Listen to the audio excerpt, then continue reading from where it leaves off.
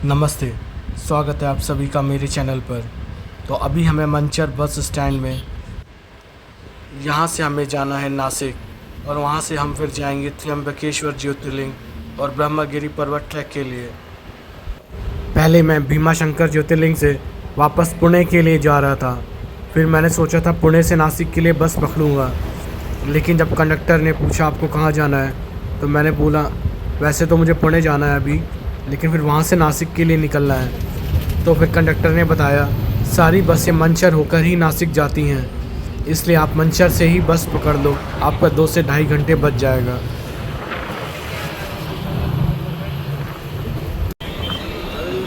और कुछ घंटे के सफ़र के बाद बस ने एक ढाबे के सामने जाकर बस को रोक दिया। बस वाले ने जहाँ बस रुकी वहाँ बहुत ही लंबा खुला मैदान जैसा था। यहाँ पर रुक के थोड़ा बहुत चाय नाश्ता लिया और फिर उसके बाद हम आगे बढ़ लिए अपने सफ़र में।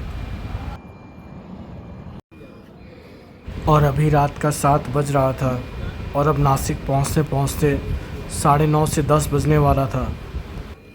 मैं रात को 9:45 बजे ही नासिक पहुँच गया था।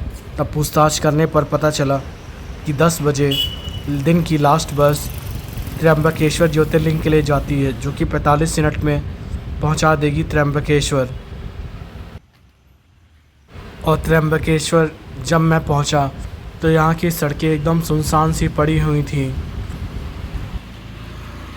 फिर रास्ते में बाइक से एक बंदा आया, उसने बोला भैया रूम चाहिए, तो मैंने बोला हाँ।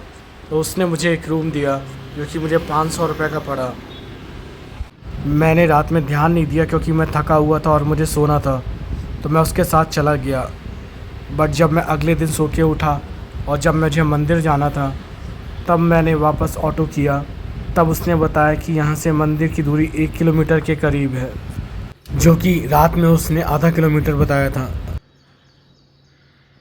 और ऑटो वाले ने यहाँ से मंदिर तक पहुँचने के लिए 50 रुपये ले लिए। रास्ते में आपको खूबसूरत ब्रह्मगिरी पहाड़ियाँ दिखेंगी जो कि बादलों से ढकी हुई हैं।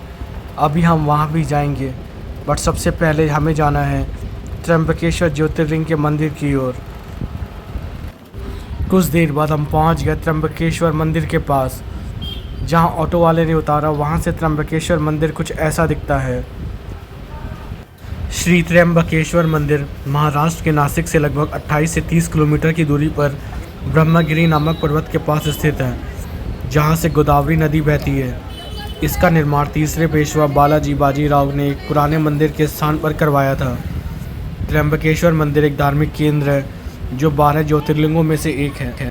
त्र्यंबकेश्वर ज्योतिर्लिंग के मंदिर में स्पेशल दर्शन करने वालों की लाइन अलग है, जो कि पेमेंट करते हैं, और फ्री में दर्शन करने वालों की लाइन अलग है।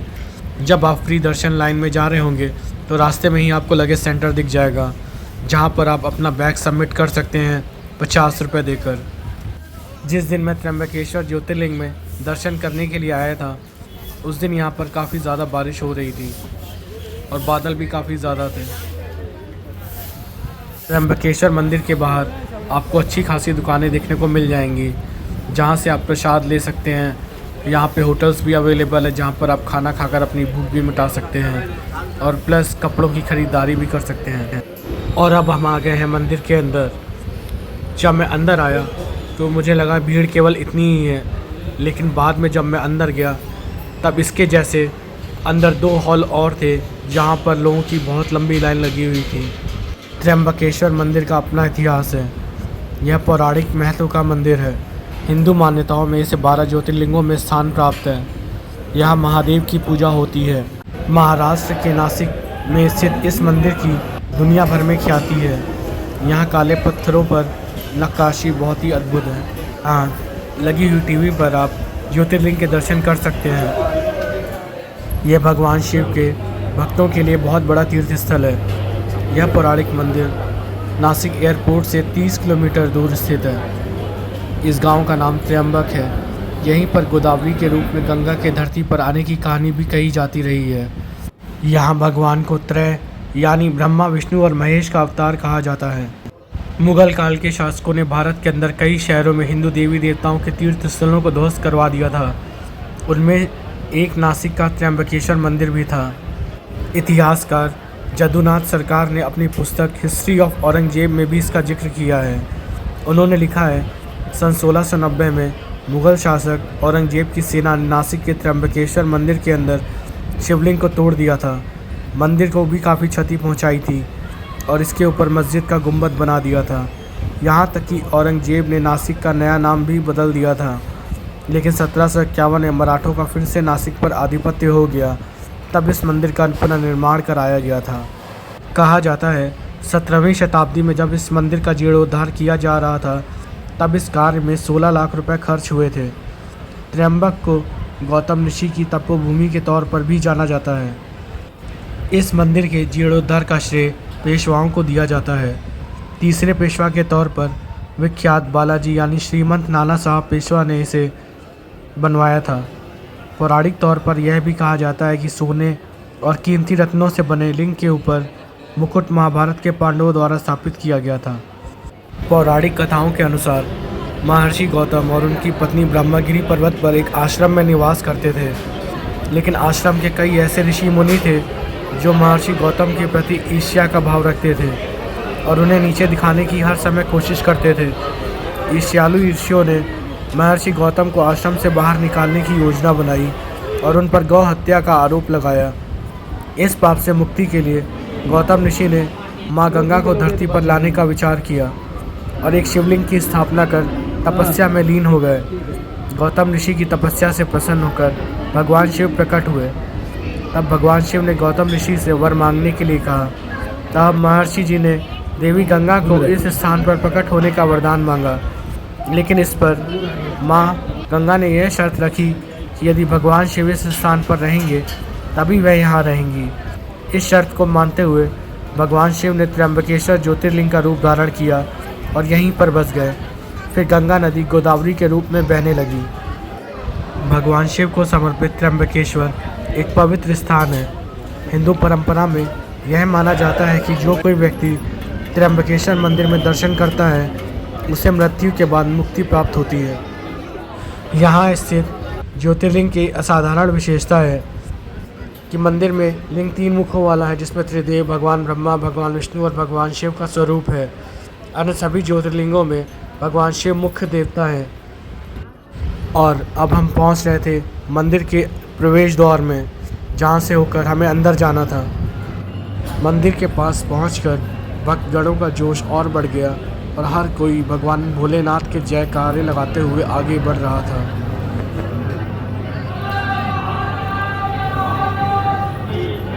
काले पत्थरों पर नक्काशी और अपनी भव्यता के लिए त्र्यंबकेश्वर मंदिर दुनिया भर में प्रसिद्ध है।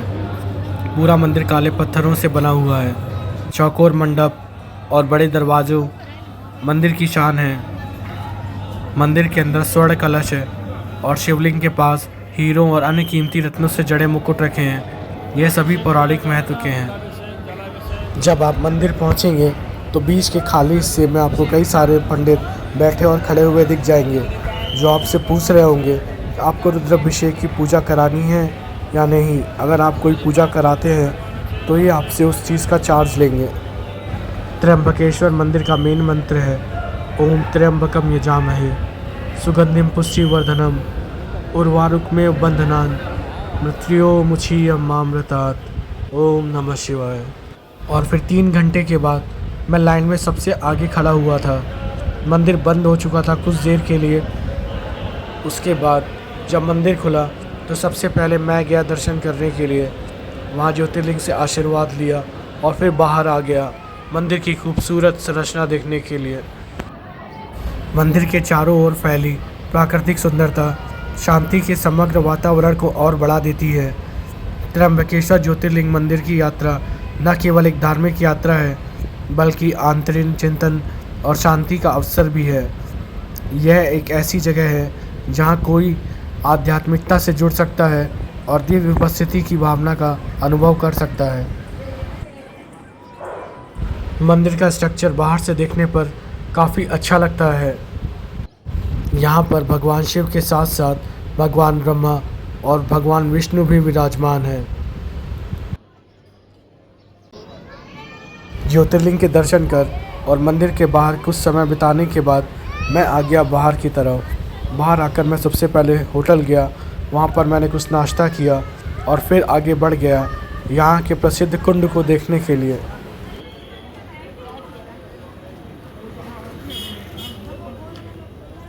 कुंड तक जाने के लिए आपको 250 से 300 मीटर तक चलना पड़ेगा।